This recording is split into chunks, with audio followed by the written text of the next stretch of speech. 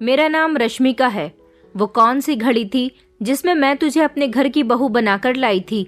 तुझ जैसी मनहूस, लंगड़ी और बदसूरत लड़की को अपने घर की बहू बनाने से पहले मैंने कुछ सोचा क्यों नहीं? जिस दिन से इस घर में आई है, मेरे बेटे की जिंदगी तूने बर्बाद करके रख दी है।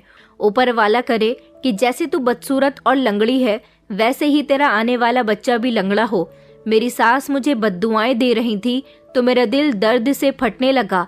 मैंने बस आसमान की तरफ देखा और कहा कि हे भगवान, तू ही मेरा इंसाफ करेगा। आखिर मैं ये शब्द कब तक बर्दाश्त करूं? मैं माँ बनने वाली थी और जिस दिन से मेरी सास को ये खबर लगी थी, उन्होंने यही शब्द दोहरा दोहरा कर मेरी जिंदगी को अजीरन कर दिया था। मैं अपनी सास से कुछ नहीं कहती थी, बस खामोशी से सब कुछ बर्दाश्त करती रहती थी। दिन इसी तरह से गुजरने लगे कि अचानक मेरी वही सास मेरे पास आई और मेरे कदमों में गिरकर माफी मांगने लगी। अपनी सास को अपनी आंखों के सामने इस तरह तड़पते हुए देखकर मैंने उन्हें गले से लगा लिया और पूछा कि आखिर क्या हुआ है। तो अचानक उन्होंने अपना पैर मेरे आगे किया और टांग से अपना कपड़ा उठाकर मुझे जब अपनी पूरी टांग दिखाई तो मेरी एक जोरदार चीख निकल गई थी। बचपन से ही लोग मुझे तरस भरी नजरों से देखते थे। मैं बचपन से ही लंगड़ी नहीं थी, लेकिन मैं बहुत काली, मोटी और भद्दी सी दिखने वाली लड़की थी। मैं खुद को आम लड़कियों से कम नहीं समझती थी। मेरी माँ हमेशा कहती थी कि बेटा, लोग क्या कहते हैं ये जरूरी नहीं है, लेकिन ऊपर वाला तुम्हारे दिल को देखता है। मैंने हमेशा अपनी माँ की इस बात को याद रखा था। मेरे साथ हमेशा गलत होता रहा था। मुझे याद है जब मैं छोटी थी, जब पहली बार पापा के मर जाने के बाद मैंने अपनी माँ को रोते हुए देखा था, क्योंकि जब मेरे पापा जिंदा थे तो कभी भी उन्होंने माँ की आंखों में आंसू नहीं आने दिए थे। मेरे पापा हम लोगों को खुशी इतना रखते थे कि उनके होते हुए कभी ना तो हमसे किसी ने कुछ कहा था और ना ही हमें किसी चीज की कमी महसूस हुई थी। लेकिन मेरे पापा दिल के मरीज थे। दिल का दौरा पड़ने से एक दिन उनकी आंखें ऐसे बंद हुई कि कभी दोबारा खुल ही न सकी। बस फिर पापा के मरने के बाद हमारी जिंदगी में परेशानियां आनी शुरू हो गईं। उस दिन जब पहली बार मैंने अपनी माँ को रोते हुए देखा तो मेरा दिल बहुत दुखा था। मैं बार बार पापा से कह रही थी कि उठ जाओ, आपको आपकी बेटी की कसम, लेकिन पापा तो फिर भी नहीं उठ रहे थे। हम लोग ज्यादा अमीर नहीं थे, लेकिन मेरे पापा बड़ी मेहनत से हमारी सारी ख्वाहिशें पूरी किया करते थे। मगर उनके जाने के बाद हमारे दिन खराब होते चले गए। मुझ में जितनी भी कमी थी वो मुझे बचपन में तो पता न चल सकी, लेकिन जब मैं बड़ी होती गई धीरे धीरे मेरी कमियों में बढ़ोतरी होती गई। पापा के मर जाने के बाद मुझे और मेरी माँ को उनके सारे रिश्तेदार अकेला छोड़कर चले गए थे। किसी ने भी हमें नहीं समझा था।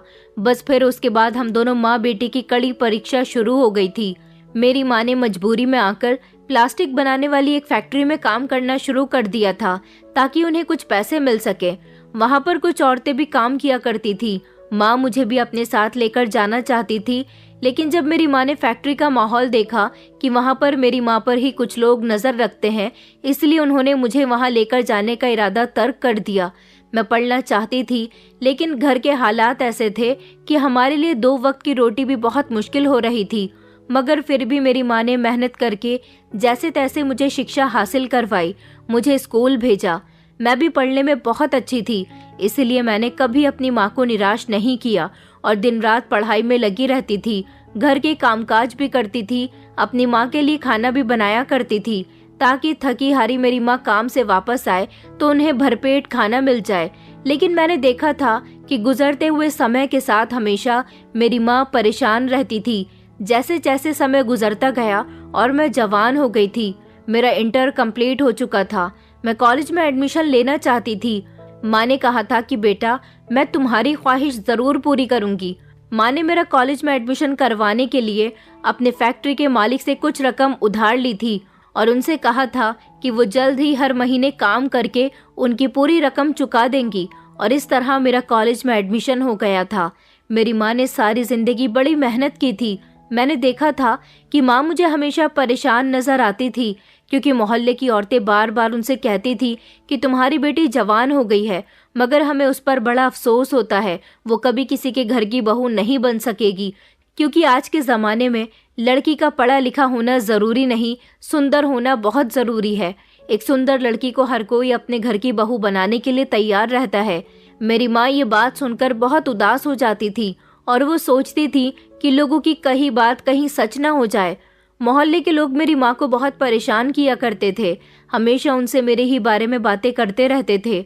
मेरी माँ कई बार तो उनको जवाब दे चुकी थी कि मेरी बेटी शक्ल की अच्छी नहीं तो क्या हुआ, मगर उसका मन बहुत अच्छा है।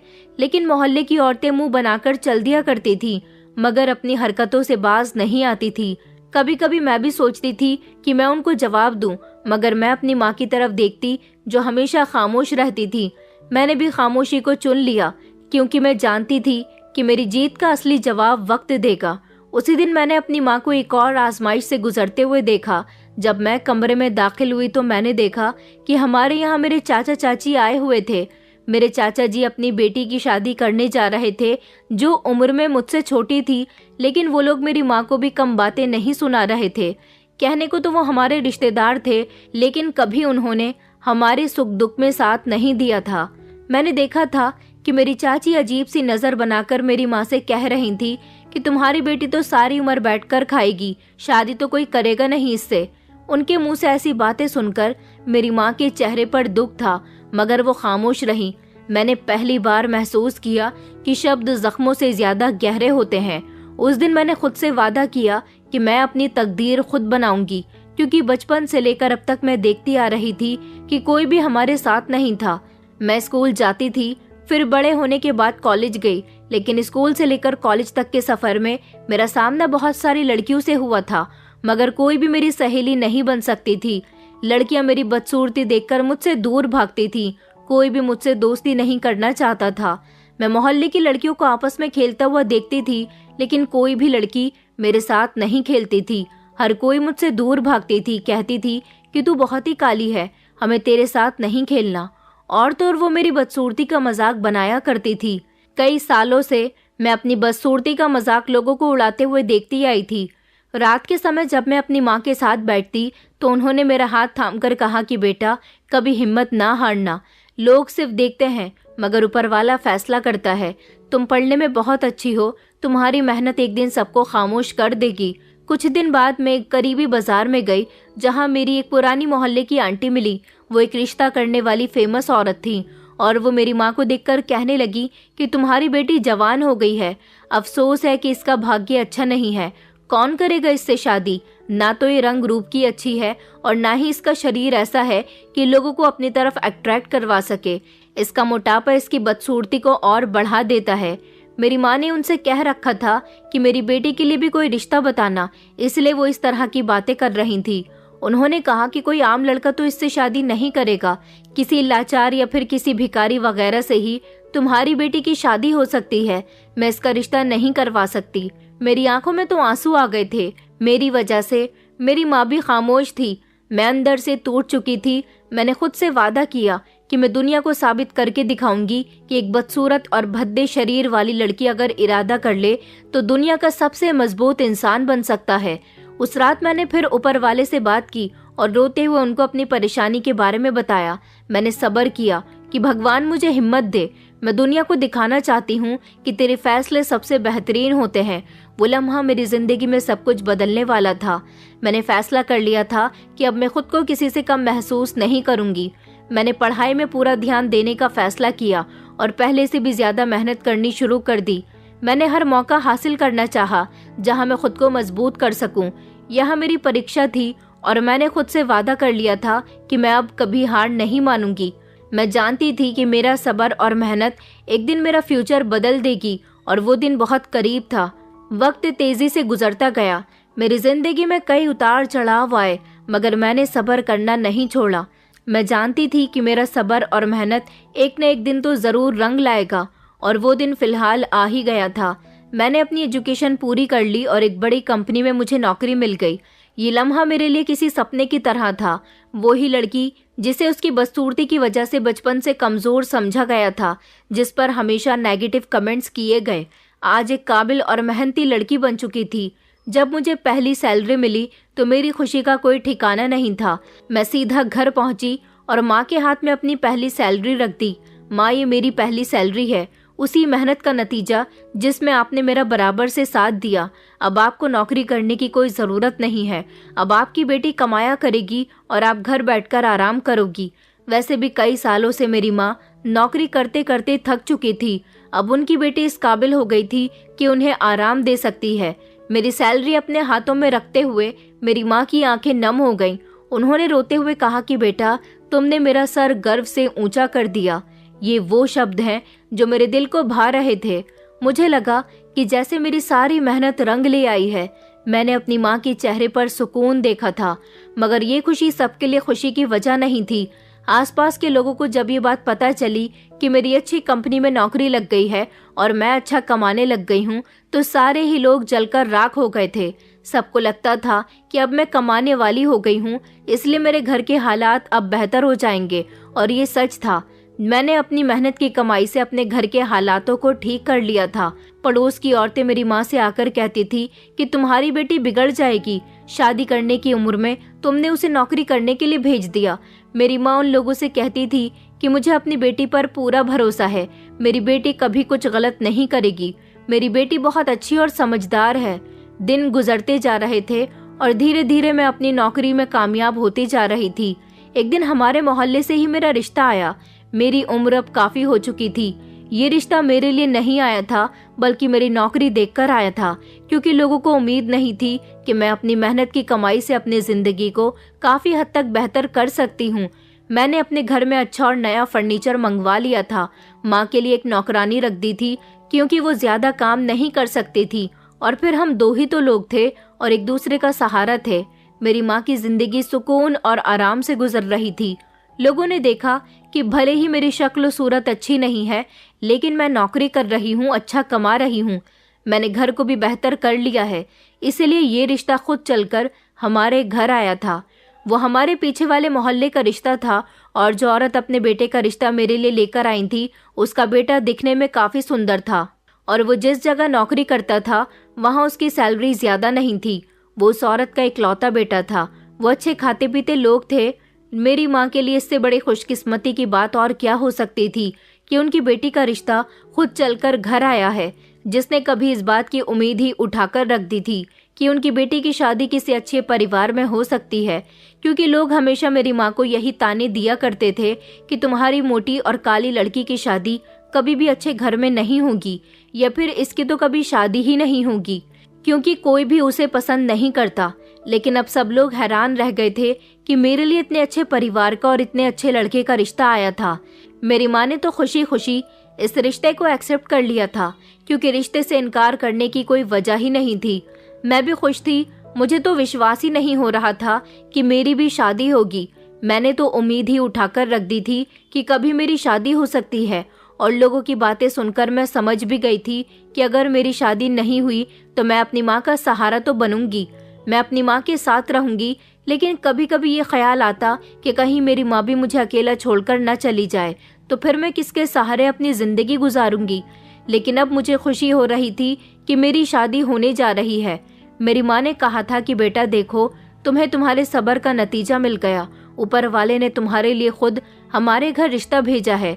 तुम खुशी खुशी अपनी ससुराल जाओ और वहाँ हमेशा खुश रहना। मेरी माँ की प्रार्थना और उनका आशीर्वाद हमेशा मेरे साथ रहता था। और फिर फाइनली मेरी शादी का दिन भी आ गया था। जिस दिन मेरी शादी थी, मुझे दुल्हन बनाया गया। मैंने देखा था कि मेरी शादी वाले दिन भी कुछ लोग मेरा मजाक बना रहे थे। मैं दुल्हन बनकर ज्यादा अच्छी नहीं लग रही थी। कभी कभी मुझे अपनी ऐसी शक्ल और भद्दे शरीर पर अफसोस होता था, लेकिन मेरे होने वाले पति ने मुझे पसंद कर लिया था। यही मेरे लिए बहुत खुशकिस्मती की बात थी। मैंने अपनी होने वाली सास के मुंह से सुना था कि उनका बेटा किसी काबिल और इंटेलिजेंट लड़की से शादी करना चाहता है, ना कि किसी ऐसी लड़की से शादी करना चाहता है जो कि सुंदर हो। उन्होंने साफ साफ शब्दों में कह दिया था कि हमारे बेटे को रश्मिका बहुत पसंद है। पहली बार जिंदगी में मुझे ये शब्द सुनकर खुशी हुई थी कि किसी ने मुझे पसंद किया है। मैं अपनी इस शादी से बहुत खुश थी, और फिर फाइनली विदा होकर मैं अपनी ससुराल आ गई थी। अगर मुझे किसी की फिक्र थी तो वो थी मेरी माँ, जिनको तनहा छोड़कर जाने का मेरा मन नहीं कर रहा था। लेकिन एक न एक दिन तो हर बेटी को अपने माता पिता को छोड़कर अपनी ससुराल जाना ही पड़ता है। मेरी माँ ने कहा था कि बेटा तुम फिक्र मत करो, हमारे घर में 2 कमरे हैं। मैं एक कमरे में किराएदार रख लूंगी, जिनसे मुझे हर महीना किराया भी मिल जाया करेगा, और घर में मेरे लिए उन लोगों का साथ भी हो जाएगा। मैं अपनी ससुराल आई तो मुझे खुशी हुई थी। मेरे पति ने खुले दिल से मुझसे अपनी मोहब्बत का इजहार किया था। वो पढ़े लिखे और समझदार मर्द थे। उन्होंने कहा था कि मैं खूबसूरती और बदसूरती पर विश्वास नहीं करता। मुझे तो ऐसे लोग पसंद है जिनका चेहरा सुंदर नहीं हो बल्कि जिनका मन सुंदर हो, और तुम्हारा चेहरा तुम्हारे मन की तरह सुंदर है। उस दिन तो मुझे ऐसा लग रहा था जैसे मुझे दुनिया की सारी खुशियां मिल गई हों। मेरे पति मेरा बहुत ख्याल रखते थे। उनका नाम नयन था और वो मेरा ख्याल रखने के साथ साथ मुझसे मोहब्बत भी करते थे। नयन मेरे लिए एक बहुत अच्छे हमसफर साबित हुए थे।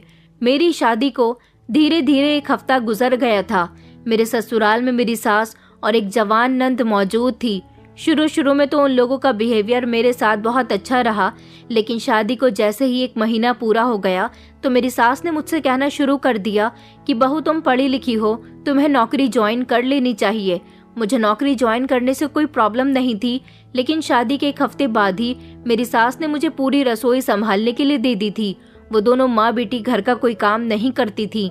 मेरी सास ने छोटे से छोटा और बड़े से बड़ा काम मुझे अच्छी तरह से समझा दिया था, जिसे मैं अच्छी तरह से कर तो रही थी, लेकिन उसमें भी वो दोनों माँ बेटी कोई ना कोई कमी निकालती रहती थी। मेरी नंद तो हमेशा मेरी मजाक उड़ाती रहती थी कि मेरे इतने अच्छे भैया के साथ भाभी खड़ी अच्छी नहीं लगती, लेकिन मैं उसकी बात पर खामोश रहती थी।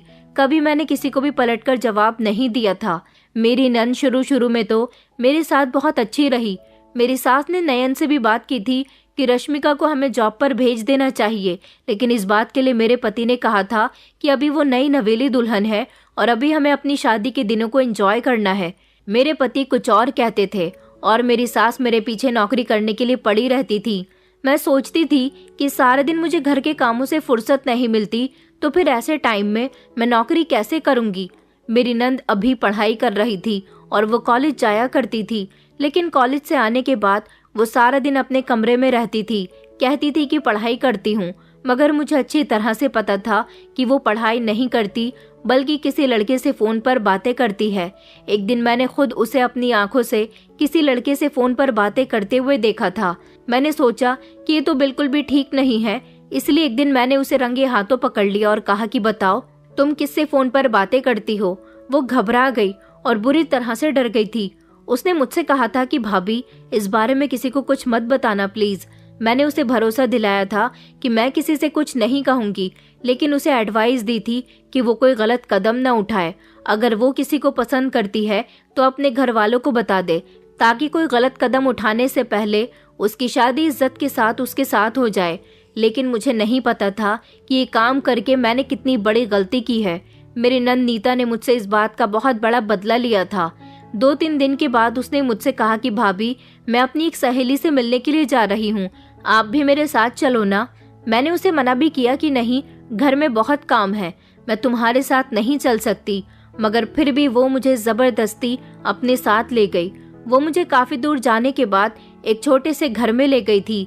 जैसे ही हम उस घर के अंदर दाखिल हुए, वहां पर कोई भी नहीं था। नीता ने कहा कि भाभी आप यहाँ बैठो, मैं अपनी दोस्त को बुलाकर लाती हूँ। बाहर हॉल में रखे सोफे पर उसने मुझे बैठने के लिए कहा। मैं उस पर बैठ गई थी और वो खुद कमरे के अंदर चली गई। मैं बाहर बैठी हुई थी तो अचानक मुझे आवाज आई कि कमरे के अंदर नीता किसी लड़के से बात कर रही थी। वो उसी समय लड़के के साथ बाहर आ गई और उसने घर के दरवाजे का गेट बंद कर दिया। मैं तो घबराहट के मारे उठकर खड़ी हो गई थी। जैसे ही उस लड़के की नजर मुझ पर गई तो वो जोर जोर से हंसने लगा और कहने लगा कि नीता तुम ये किसको ले आई हो, ये तुम्हारी भाभी है, तुम्हारे भाई की तो किस्मत ही फूट गई यार। इस पर नीता भी मुंह पर हाथ रखकर हंसने लगी और कहने लगी, अरे आकाश ऐसे मजाक मत बनाओ, ये मेरी भाभी है और तुम जानते हो ना कि मैं इन्हें यहाँ किस लिए लेकर आई हूँ। अब जल्दी से तुम अपना काम करो और हमें घर भेज दो। मैं बाहर जा रही हूँ, तुम्हारा वेट करती हूँ, मेरी भाभी को खुश कर देना। जैसे ही मैंने ये बात सुनी तो मेरे पैरों तले से जमीन निकल गई। मैंने नीता से कहा, नीता ये तुम क्या कह रही हो और ये लड़का कौन है? मैं जोर जोर से चिल्लाने लगी थी। तभी नीता मेरे करीब आई। उसने मेरे बाल पकड़ लिया और कहने लगी कि चिल्लाने की जरूरत नहीं है, ये मेरा दोस्त आकाश है, इसे लड़कियों की खूबसूरती का मजा चखने का बड़ा ही शौक है। मैंने सोचा कि क्यों ना कभी किसी की बदसूरती का नजारा भी इसे दिखा दिया जाए, और तुमसे ज्यादा बदसूरत तो शायद इस दुनिया में कोई ही नहीं है। मैंने कहा, ये तुम क्या कह रही हो नीता? उसके कहे हुए शब्द सुनकर मेरी आंखों में आंसू आ गए थे। नीता कहने लगी कि मुझे पता है कि तुम बहुत चालाक हो। तुमने मुझे मेरे बॉयफ्रेंड से बात करते हुए पकड़ लिया और मुझे तुम पर भरोसा नहीं है। तुम किसी भी दिन मेरे भाई से मेरी शिकायत लगा सकती हो, इसलिए मैं तुम्हें यहाँ समझाने के लिए लेकर आई हूँ कि मेरे साथ किसी तरह की कोई होशियारी मत करना, कभी मेरे खिलाफ जाने की कोशिश मत करना। उसने मेरा बाजू पकड़ा और मुझे धकेल कर उस लड़के आकाश के ऊपर गिरा दिया। मैं जोर से चिल्ला पड़ी थी। उसने मुझे पकड़ा और वो जोर जोर से हंसने लगा।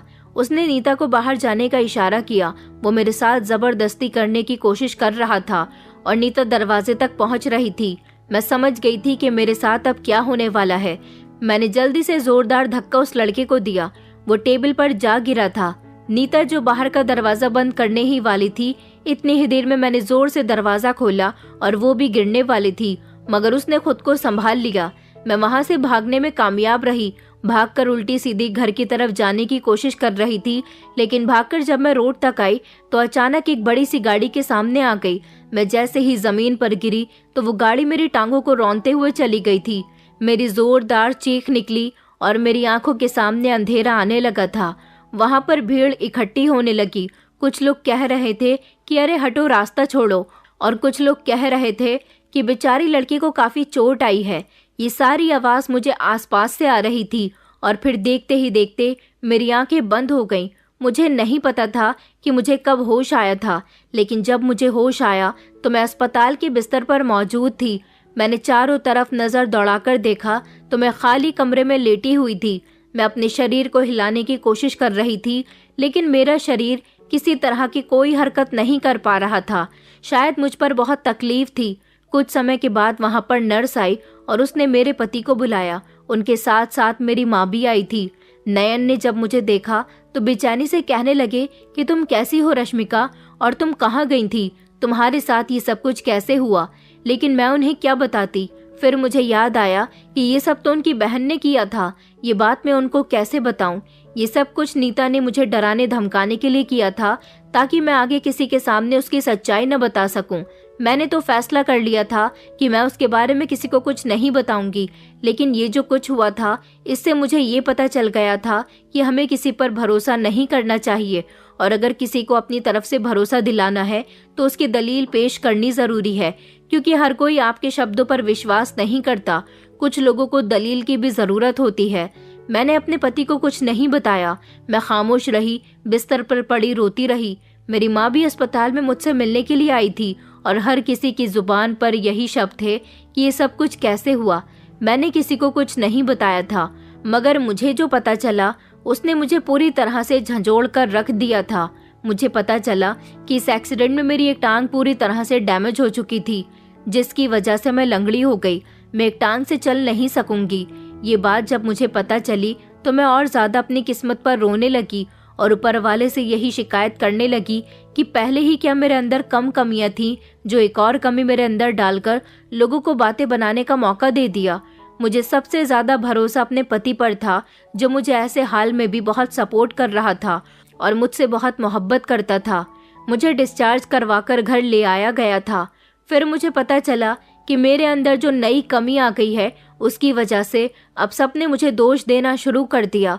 मेरी सास, जो हमेशा मेरे साथ नॉर्मल हुआ करती थी, उनका मूड खराब हो गया था। घर के अंदर दाखिल होते ही उन्होंने कहा था कि बेटा, एक तो तुम वैसे ही बड़ी अजीब सी हो, लेकिन अब तो तुम लंगड़ी भी हो चुकी हो। माफ करना, मैंने नहीं सोचा था कि मेरे बेटे की किस्मत इतनी बुरी निकलेगी, जिसके भाग्य में ऐसी लड़की आ जाएगी। मेरे पति ने उस समय अपनी माँ को खामोश करवा दिया था, लेकिन मेरी सास के शब्द मेरे दिल को चीर कर रख गए थे। नीता के चेहरे पर कोई डर नहीं था। वो अभी भी मुझे धमका रही थी, कह रही थी कि मेरे बारे में किसी को कुछ भी बताने की कोशिश की तो अच्छा नहीं होगा। तुम लाचार अपनी गलती की वजह से हुई हो।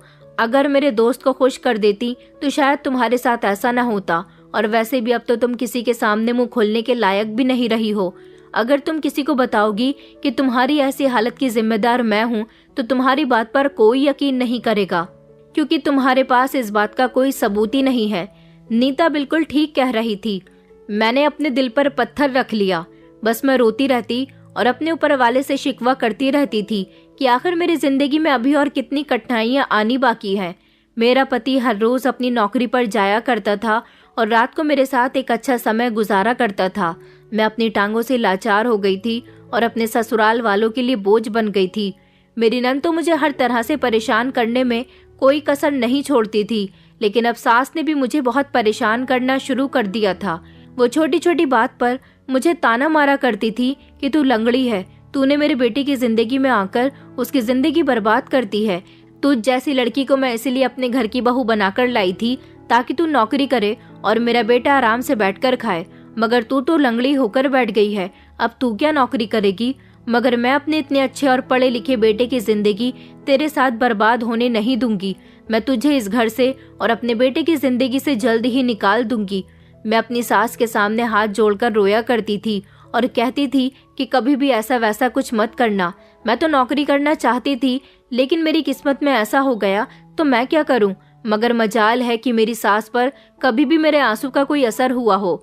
मैं ऊपर वाले से कहती थी कि हे भगवान, तूने मुझे ऐसा क्यों बनाया? अगर ऐसा बनाना ही था तो फिर मुझे सब्र भी दे। बस प्रार्थना करने के अलावा मेरे पास कोई दूसरा रास्ता नहीं था। लंगड़ी लंगड़ी कहकर मेरी सास थकती नहीं थी और मेरी नंद सारा दिन मेरी मजाक बनाया करती थी। मेरे पति के सामने तो वो लोग कभी कुछ नहीं कहती थी, लेकिन पति के पीछे मेरी जिंदगी उन्होंने नर्क बना दी थी। मुझसे अपनी एक टांग खराब होने की वजह से घर का कोई काम नहीं होता था, लेकिन जबरदस्ती वो लोग मुझे घर के सारे काम करवाती थी और कहती थी कि तुझ जैसी लंगड़ी और बदसूरत लड़की को अपने घर की बहू बना लिया है, यही तेरे लिए बहुत है। अब हम तुझे यहाँ मुफ्त की रोटियां तोड़ने तो नहीं दे सकते। मैं खिचड़ खिचड़ कर घर के सारे काम करती थी। मेरी सास ने मेरी माँ का भी घर आना जाना बंद करवा दिया था। उनका कहना था कि अपनी बेटी से यहाँ मिलने के लिए कभी मत आना, और अगर अपनी बेटी की इतनी ही जरूरत है तो तुम उसे अपने साथ लेकर जा सकती हो। मेरी माँ भी जान गई थी कि उनकी बेटी कितने बड़े नरक में फंस गई है, क्योंकि उनको उम्मीद नहीं थी कि उनकी बेटी के लाचार हो जाने के बाद उसके साथ यहाँ बहुत बुरा सुलूक होने वाला है। एक बार मैंने अपनी सास को बता दिया था कि ये सब कुछ आपकी बेटी की वजह से हुआ है। मैं लंगड़ी सिर्फ आपकी बेटी की वजह से हुई हूँ। ये बात सुनकर मेरी सास ने मेरे मुंह पर थप्पड़ मारा था और मेरा सर दीवार में देकर मार दिया था। उनका कहना था कि अपनी लाचारी का इल्जाम मेरी बेटी पर लगा रही है। मैं अपनी बेटी के बारे में एक शब्द भी नहीं सुनूंगी। पहले ही तू मेरे बेटे की जिंदगी बर्बाद कर चुकी है और अब मेरी बेटी पर नजर रखने की कोशिश कर रही है। इतना ही नहीं, ये लोग दिन रात मुझे ताने दिया करती थी और मारती पीटती रहती थी। कुछ दिनों के बाद ही मुझे खबर मिली कि मैं अपने पति के बच्चे की माँ बनने वाली हूँ। ये खबर सुनकर जहाँ मेरे पति खुश थे, वहीं मेरी नंद और सास का मुंह लटक गया था। उन्होंने मेरे पति के सामने तो मुझसे कुछ नहीं कहा, लेकिन उनके जाने के बाद कहने लगी कि ये बच्चा इस घर में जन्म नहीं लेगा। इस बच्चे के इस दुनिया में आने से पहले ही मैं तुझे इस घर से निकाल दूंगी। मैंने अपनी सास से कहा, लेकिन माँ जी, ये बच्चा आपके परिवार का खून है। आखिर आप मुझसे इतनी नफरत क्यों करती हो? मुझसे नफरत सही, लेकिन इस बच्चे से तो आप नफरत मत करो। मेरी सास कहने लगी कि ऐसा नहीं हो सकता। मैं अपने बेटे की शादी किसी दूसरी लड़की से करवाना चाहती हूँ। अरे मैं तो तुझे यहाँ पैसे कमाने की मशीन समझकर लेकर आई थी, मगर तू तो उल्टा हम पर ही बोझ बन गई है। क्या यही दिन देखने के लिए मैंने अपने बेटे को इतना पढ़ाया लिखाया था? अरे मेरे बेटे को तो बहुत अमीर घर की और सुंदर लड़की मिल सकती थी, मगर मैंने तुझे सिर्फ इसीलिए पसंद किया था क्योंकि तू अच्छा कमाया करती थी। मैंने सोचा कि हम लोग सारी जिंदगी तेरी कमाई बैठकर खाएंगे, लेकिन तू तो ठीक से चलने लायक भी नहीं रही, तो किसी काम की नहीं है, इसलिए हमारे घर में भी नहीं रहेगी। और ये बच्चा, अगर ये बच्चा भी इस दुनिया में आ गया तो ये भी तुझ जैसा लंगड़ा, काला और बदसूरत ही पैदा होगा। और मैं नहीं चाहती कि जिस तरह दुनिया तेरा मजाक बनाती है, मेरे बेटे के बच्चे का भी इसी तरह से मजाक बनाए। उनके ये शब्द मेरी आत्मा पर वार कर रहे थे। मेरा एक एक दिन बड़ी मुश्किल से गुजर रहा था। कई बार मैंने सोचा था कि मैं अपने पति को ये सब कुछ बता दूं, लेकिन मेरी सास और नंद ने मुझे डरा धमका कर रखा था कि तू नयन को कुछ भी नहीं बताएगी, और अगर तूने कुछ भी बताने की कोशिश की तो तेरे साथ बहुत बुरा होगा। मैंने उनसे कहा था कि मैं आपसे वादा करती हूँ कि मैं उनको आपके बारे में कुछ नहीं बताऊंगी, लेकिन आप मुझे इस घर से मत निकालना। आखिर मैं यहाँ से जाने के बाद कहाँ जाऊंगी? मैं अपनी माँ को परेशान नहीं करना चाहती। वक्त इसी तरह से गुजरता जा रहा था और मेरा चौथा महीना लग गया था। मुझे तो लगता था कि शादी के बाद मेरी जिंदगी सुकून से गुजरेगी, लेकिन मैं ये नहीं जानती थी कि नर्क के बाद भी एक और नर्क होता है और लोगों का मुंह हम कभी भी बंद नहीं कर सकते। जिस तरह लोग मुझे शादी से पहले नेगेटिव कमेंट्स दिया करते थे, उस तरह शादी के बाद मेरे ससुराल वाले ही मुझे नेगेटिव कमेंट्स दे रहे थे। यहाँ तो मेरी सास और नंद ने मुझे एक्सेप्ट ही नहीं किया था। अगर पति मुझे एक्सेप्ट करता भी था तो ये लोग मुझे मेरे पति के साथ ज्यादा रहने नहीं देती थी। मेरा पति जब भी कमरे में आता उसे किसी न किसी बात में उलझा लिया करती थी और चाहती कि ज्यादा से ज्यादा मेरा पति मुझसे दूर रहे, और हमेशा मेरे पति के दिमाग में ये बात डालती रहती थी कि बेटा, हमें नहीं पता था कि रश्मिका के साथ ऐसा हो जाएगा। मेरा बेटा भी सोचता होगा कि मेरे बेटे की शादी किस लड़की के साथ हो गई है जिसके अंदर ढेर सारी कमियां हैं। लेकिन नयन अपनी माँ से कहते थे कि नहीं माँ, ऐसा कुछ नहीं सोचता मैं, रश्मिका बहुत अच्छी लड़की है और मैं उससे बहुत मोहब्बत करता हूँ, और अब तो वो मेरे बच्चे की माँ भी बनने वाली है। ऐसे समय में मेरा पति मेरा ज्यादा ख्याल ना रखे, इसलिए मेरी सास और नंद की यही कोशिश होती थी कि वो मेरे पति को जितना हो सके मुझसे दूर रखें। मेरे दिन और रात रोते हुए गुजर रहे थे। मैं खामोश करके सब कुछ बर्दाश्त कर रही थी। मुझे उम्मीद थी कि एक दिन मेरे साथ अच्छा जरूर होगा, मगर मैं गलत थी। अब तो मेरे साथ और ज्यादा बुरा होने वाला था, ये मैं नहीं जानती थी। जब मेरी नंद ने मुझ पर गलत इल्जाम लगा दिया, उसने मेरी इज्जत को दांव पर लगा दिया था। सब लोग खाना खा रहे थे, सब कुछ नॉर्मल लग रहा था। मैंने अपनी सास के लिए परहेज का खाना बनाया था और पति काम से थके हारे घर वापस आए थे। नीता खामोशी से खाने में बिजी थी, मगर उसकी नजर लगातार मुझ पर थी। मैंने महसूस किया कि वो किसी मौके की तलाश में है, क्योंकि मैं उसे अच्छी तरह से जान गई थी। अचानक उसने एक गहरी सांस ली और कहने लगी कि मम्मी, आपको पता है कि मैंने भाभी को कल रात किसी से छुपकर फोन पर बातें करते हुए सुना था। मैंने तो आपसे पहले ही कहा था कि भैया इनको मोबाइल न दे, लेकिन भाभी मोबाइल का गलत इस्तेमाल करने लगी है। मेरे तो ये सुनकर पैरों तले से जमीन निकल गई थी। मैंने हैरानी से उसकी तरफ देखा तो मेरे पति ने भी चौंक कर मेरी तरफ नजर डाली। मेरी सास ने कहा कि ये क्या कह रही हो बेटा? मेरी सास ने हैरानी से पूछा। मेरी नंद कहने लगी कि मम्मी, मैं झूठ नहीं बोल रही। मैं जानती हूँ कि भैया ने भाभी को उनकी प्रेगनेंसी के दिनों में उनसे बात करने के लिए ही मोबाइल उनको दिया है, मगर जब से भाभी के पास मोबाइल आया है वो ज्यादातर समय मोबाइल को ही देती हैं। मैंने खुद सुना, वो किसी से बहुत धीमी आवाज में बातें कर रही थी और जैसे ही उन्हें एहसास हुआ वो फौरन ही खामोश हो गई। ये झूठ है, मैंने चिल्लाते हुए कहा। आखिर तुम कितना झूठ बोलोगी नीता? तुम कई बार मुझे फंसा चुकी हो। नयन, आपको नहीं पता कि आपकी बहन मुझे एक बार झूठ बोलकर किसी लड़के के हवाले करने के लिए चली गई थी। मैंने अपने पति की तरफ देखकर कहा तो मेरी सास फिर चिल्ला उठी और कहने लगी कि बेटा, बस अब मेरी बर्दाश्त हद से बढ़ चुकी है। तुम्हारी पत्नी हमेशा तुम्हारी बहन पर इल्जाम लगाती रहती है और आज भी वो तुम्हारे सामने उस पर इल्जाम लगा रही है और तुम खामोशी से सुन रहे हो। मैंने तुम्हें आज तक नहीं बताया कि हमारे साथ भी घर में बहुत बुरा बर्ताव रखती है। अपनी सास के मुंह से ये शब्द सुनकर मैंने उन्हें चौंक कर देखा था कि वो कितना साफ झूठ बोल रही है। उधर मेरी नंद जहरीली मुस्कुराहट अपने चेहरे पर सजाए हुए थी। नीता ने कहा कि भाभी, आप तो कहती हो कि सच्चाई कभी नहीं छुपती, तो फिर आप सच्चाई से इतना क्यों घबरा रही हो? हाँ भैया, भाभी का बर्ताव हमारे साथ हमेशा ही बुरा रहा है। अरे हमने तो भाभी को आपके लिए चुना, लेकिन ये तो हम लोगों को अपना दुश्मन ही समझती हैं। हम तो हमेशा आपकी वजह से ही चुप रहे। हमने कभी भाभी की शिकायत आपसे इसीलिए नहीं की क्योंकि आप उनसे मोहब्बत करने का दावा करते हो, लेकिन सच तो यह है कि ये औरत आपके लायक और इस घर के लायक बिल्कुल भी नहीं है। मेरे पति की आंखों में मुझे खून खौलता हुआ नजर आ रहा था। उन्होंने मुझे घूर कर देखा। मैंने महसूस किया कि मेरे दिल की धड़कनें तेज हो रही हैं, जैसे मेरा सांस रुकने वाला हो। मेरे पति ने चिल्लाकर कहा कि रश्मिका, ये सब क्या है? ये दोनों क्या कह रही हैं?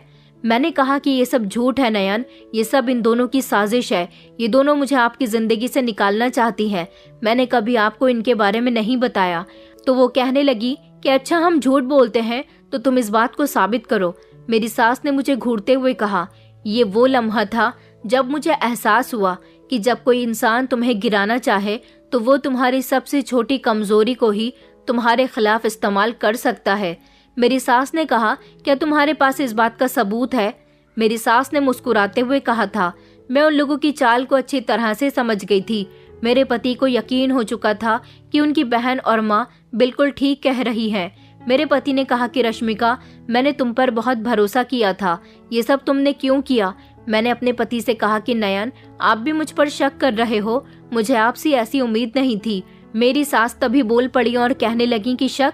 अरे बात जब इज्जत पर आ जाती है तो शक भी बहुत बड़ी चीज बन जाता है। ये सुनकर मैं खामोश हो गई।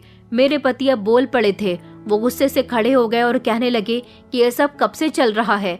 उनकी आवाज अब गूंज रही थी। मेरी नंद ने अपना सर झुका लिया जैसे वो बहुत मासूम हो। मेरी सास ने धीमे से कहा कि बेटा, हमें नहीं पता कि ये सब कुछ कब से चल रहा है, मगर हमें शक है कि कुछ गलत जरूर है। ये शब्द मेरे दिल को तोड़ रहे थे। मैंने बेबसी से अपने पति की तरफ देखा। मुझे उनसे ऐसी उम्मीद नहीं थी। मुझे तो लगता था कि वो मेरा साथ देंगे। उनके चेहरे पर अब मुझे सख्ती नजर आ रही थी। उन्होंने कहा कि रश्मिका, जब तक सब कुछ क्लियर नहीं हो जाता तुम्हें यहाँ से जाना होगा। उनके शब्द मेरे लिए बिजली बनकर गिरे।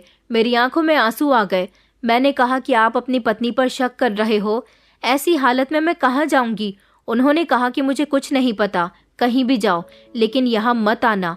मैं समझ गई थी कि अब यहाँ पर भी मेरी सफाइयाँ कोई काम नहीं आएंगी, इसलिए मैंने कमरे में जाकर अपना सामान पैक किया और मैं अपनी माँ के घर आने के लिए तैयार हो गई थी।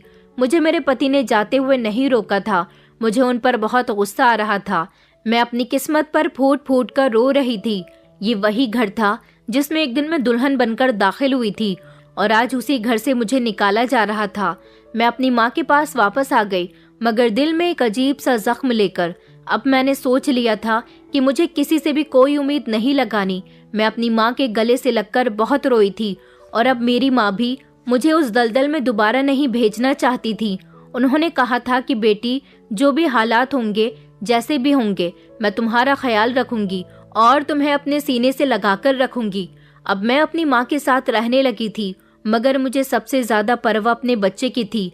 किराएदारों से जो किराया आता था उनसे हम दोनों माँ बेटी अपना गुजारा कर लिया करते थे, लेकिन मुझे अपने होने वाले बच्चे की फिक्र थी। मैं दिन रात ऊपर वाले से प्रार्थना करती थी कि जिस तरह से मैंने अपने पिता के बिना बहुत बुरा समय देखा है, उस तरह का समय मेरा बच्चा तो न देखे। और मैं तो लाचार हूँ। मेरी माँ ने तो नौकरी करके मेरी परवरिश की, लेकिन मैं अपने बच्चे की परवरिश कैसे करूँगी? मैं तो लाचार हो चुकी हूँ। बस यही सोच सोच कर मैं रोती रहती थी। लेकिन एक दिन मेरी प्रार्थना रंग ले आई थी। ऊपर वाले ने मेरी सारी प्रार्थनाओं का नतीजा मुझे दिखा दिया था। कुछ दिन बाद मेरे पति रात के समय घर वापस आए थे। जब उन्होंने अपनी माँ और बहन को आपस में बातें करते हुए सुन लिया था। मेरी सास और मेरी नंद आपस में बातें कर रही थी। मेरी नंद कह रही थी कि माँ, हमने भाभी को हमेशा हमेशा के लिए इस घर से निकाल दिया। आखिर ये सब करने के लिए हमने कितनी मेहनत की और कितनी सारी चालें चली, बल्कि मेरी वजह से तो वो बेचारी लंगड़ी भी हो गई। ये कहकर वो जोर जोर से हंस रही थी। जब मेरी नंद की आवाज पूरे घर में गूंज रही थी और मेरी सास ने कहा कि हाँ, मैं भी यही चाहती थी कि मेरा बेटा खुद उसे अपनी जिंदगी से निकाल दे और अब वो कभी इस घर में वापस न आए। जल्द ही मैं अपने बेटे के दिल में उसके खिलाफ और ज्यादा जहर भर दूंगी और फिर वो उसे डिवोर्स दे देगा। ये सुनकर मेरे पति का खून खौल उठा था। वो धीमे धीमे चलते हुए अपनी माँ और बहन के पास गए और उसने उन दोनों की बातें सुन ली। उनको डांटना शुरू कर दिया कि ये सब कुछ आपने किया है। ये देख कर कि उनका बेटा उनकी सारी बातें सुन चुका है, उन दोनों माँ बेटी का चेहरा फक पड़ गया था।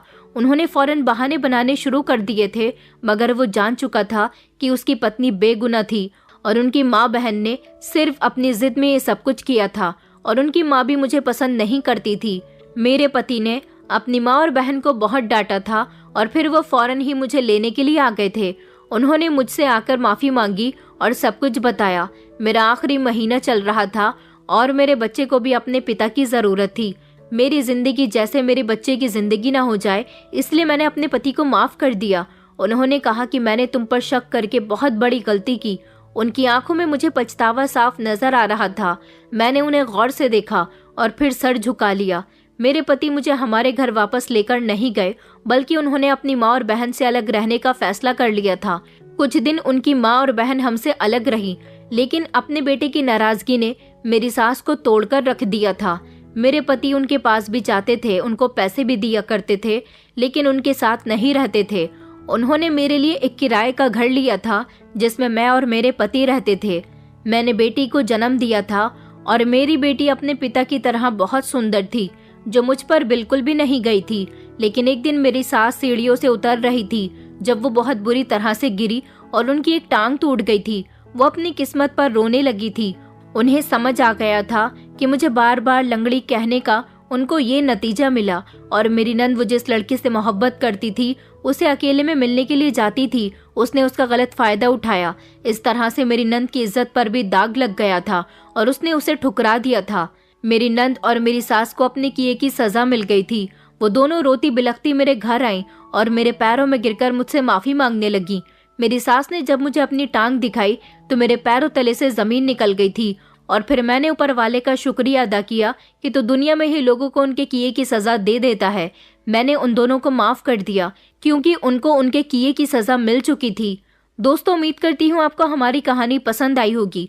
कहानी पसंद आई है तो वीडियो को लाइक करें, चैनल पर नए हैं तो चैनल को सब्सक्राइब करें, और हाँ, नोटिफिकेशन बेल को जरूर दबाएं ताकि अगली अपडेट सबसे पहले आपको मिले।